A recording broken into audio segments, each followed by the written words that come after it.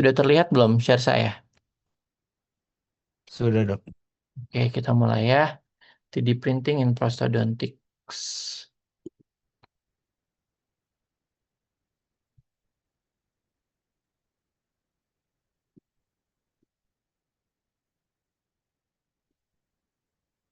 Oke, next.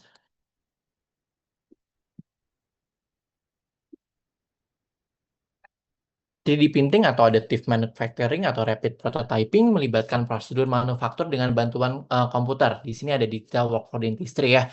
Seperti kalian tahu, kalian bisa dari mulai pertama kalian scanning intraoral, kemudian nanti kita desain dengan computer assisted design. Udah ada mini lecture-nya belum? Computer assisted design. Yang Sudah, lain Dok, dengan Dokter Feni. sama siapa? Dokter Feni, Dok. Dokter Feni sudah diajarin ya tentang komputer CAD-nya ya di sini ya. Kemudian melibatkan prosedur manufaktur dan bantuan komputer dalam digital workflow dentistry, bekerja dengan melapisi partikel yang mengikat mulai berbagai proses hingga model 3D diperoleh, berbeda dengan proses milling atau subtraktif. Jadi lebih hemat material dan lebih minim limbah. Kenapa? Ada yang tahu kenapa dia bisa minim limbah dibandingkan proses milling?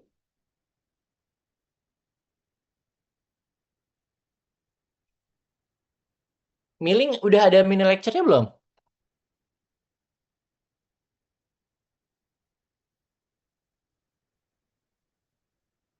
Milling belum ya? Ya.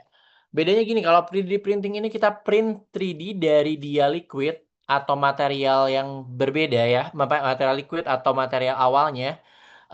Kemudian kita eh, sedikit sedikit kita polimerisasi sehingga dia berbentuk menjadi suatu material 3 dimensi. Ya, oke. Dengan proses kalau misalnya resin memang polimerisasi sedikit demi sedikit sehingga dia diperoleh suatu material yang 3 dimensi. Tapi bedanya dengan subtraktif atau milling, milling itu dari balok, satu balok, kemudian kita bor baloknya, kita ukir dengan bantuan komputer, ya.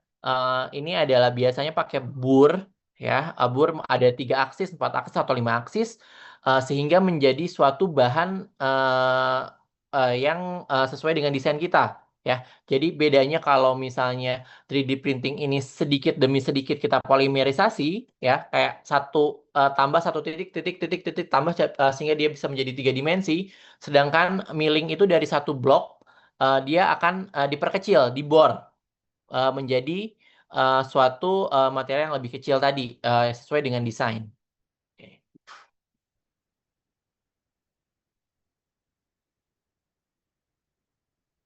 Oke.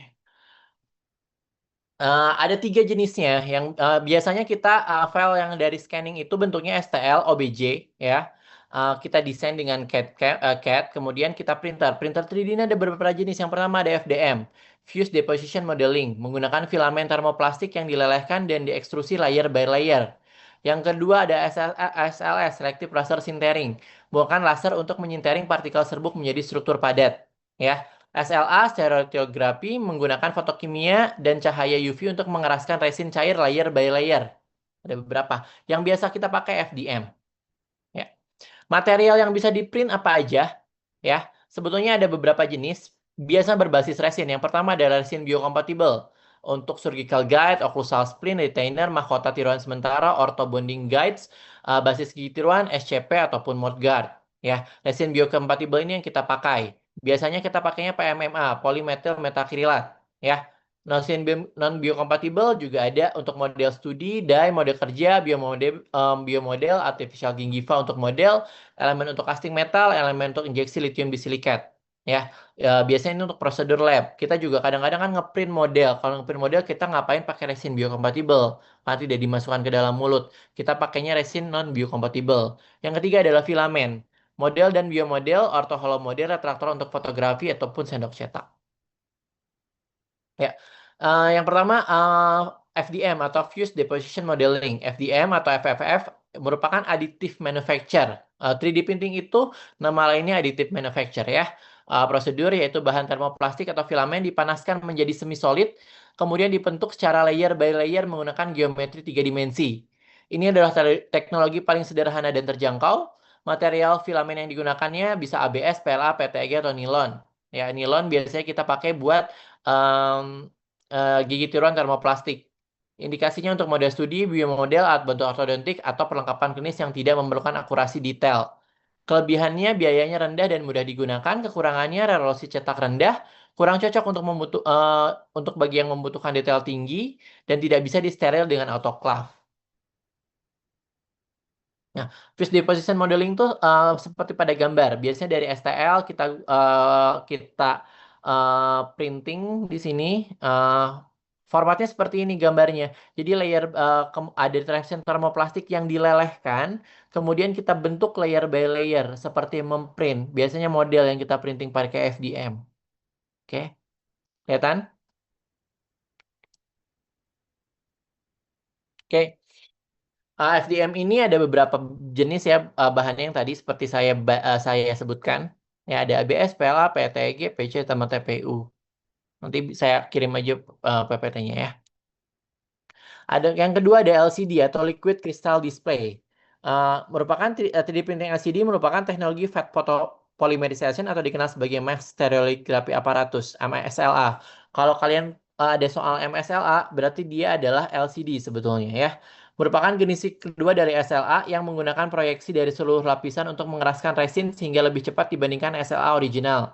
Karena menggunakan sumber cahaya, jaraknya harus dekat dengan polimerisasi. Jadi bentuknya adalah kita bentuk geometri, kemudian dipolimerisasi dengan cahaya. Itu ada LCD dari liquid awalnya.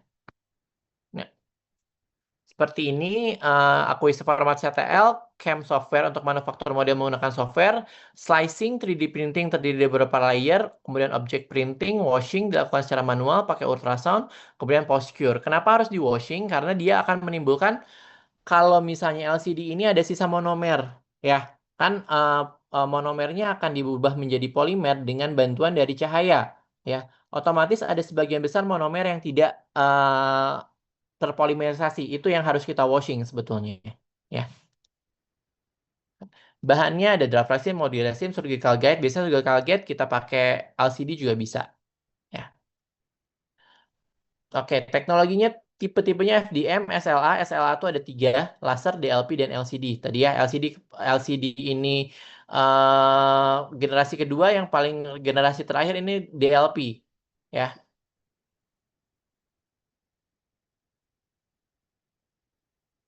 SLA, dia yang paling pertama dilakukan, proses material aditif tertua. Dia di tahun 1988 sudah ada, ya. Proses manufaktur aditif tertua, proses SLA ada metode manufaktur aditif yang membentuk objek secara lapis demi lapis dengan cara mengeraskan resin cair. Jadi bentuk awalnya adalah cair resinnya ya, kalau SLA. Oke. Oke, Princeton Installation ini nggak penting sebetulnya buat kalian, sorry. Ini juga no. Resin trivialnya draft resin sama real surgical gate, temporary crown pin, EDB sama saja dengan sebetulnya dengan SLA ya. SLA sama dengan yang tadi LCD. Resin supply. Oke, ini juga nggak harus. Ini yang paling penting. DLP. Yang kita gunakan semua mesin yang baru ini adalah DLP sebetulnya. Kalau kalian mau beli nanti, kalian coba pertimbangkan ke arah digital light processing. Tanya saja kalau misalnya kalian punya dana, punya punya klinik, kalian mau beli 3D printing. 3D printing itu yang paling sekarang, yang paling modern itu pakai DLP sebetulnya, digital light processing. Ya, mesin ini menggunakan proyektor yang dilengkapi dengan ratusan ribu hingga jutaan mikrocermin yang digerakkan oleh energi elektrostatik yang berfungsi untuk memantulkan dan mengarahkan cahaya UV ke wadah printer. Oke. Step by stepnya, yang pertama adalah import STL, yang kedua filenya dipotong biasa ya, ini nggak diajarkan. Isi wadah printer dengan fat resin, perangkat lunak CAM menentukan jumlah resin dibutuhkan, pilih model yang akan dicetak dan mulai proses pencetakan 3 dimensi. Oke, jadi gini intinya, Kalau DLP ini ada satu cahaya UV, kita pakai mirror. Jadi cahaya UV-nya akan mantul, terus semuanya akan memantul ke arah dari resinnya. Kemudian resinnya akan mengeras lebih cepat di situ, ya. Bedanya sama SLA gimana? Kalau SLA hanya ditembak sekali, ya. Kalau DLP ini dia ada beberapa cermin, jadi kita menembakkan UV ke cermin, kemudian UV-nya akan memantul sehingga dia akan lebih cepat dalam polimerisasi resinnya di sini. Oke, gak banyak sebetulnya. Ada yang mau ditanyakan dulu nggak? Ya.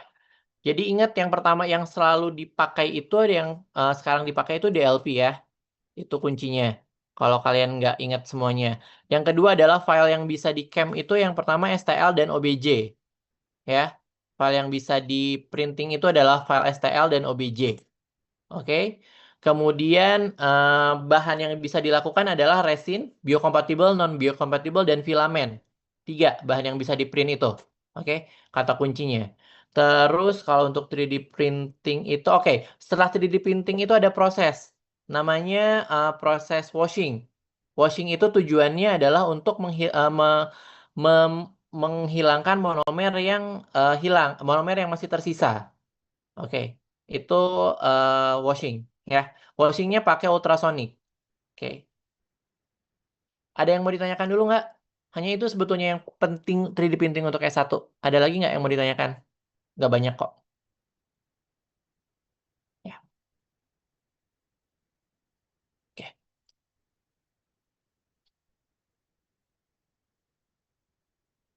Oke. Kalau sudah, saya selesaikan mini lecture-nya hari ini ya. Kita bertemu di ujian dari soal 3D printing cuma 5 kok soalnya. Ya, yang tadi saya sebutkan. Jadi kalian ingat-ingat aja yang tadi saya sebutkan, nanti 3D printing ada soalnya keluarnya itu kok. Cuman kalian pakai apa yang paling oke DLP, mekanisme DLP seperti apa, resin apa saja yang bisa di print, ya. Oke, sama tadi jenis-jenisnya aja. DLP, SLA, kemudian ya, DFM, sorry. Ya, oke.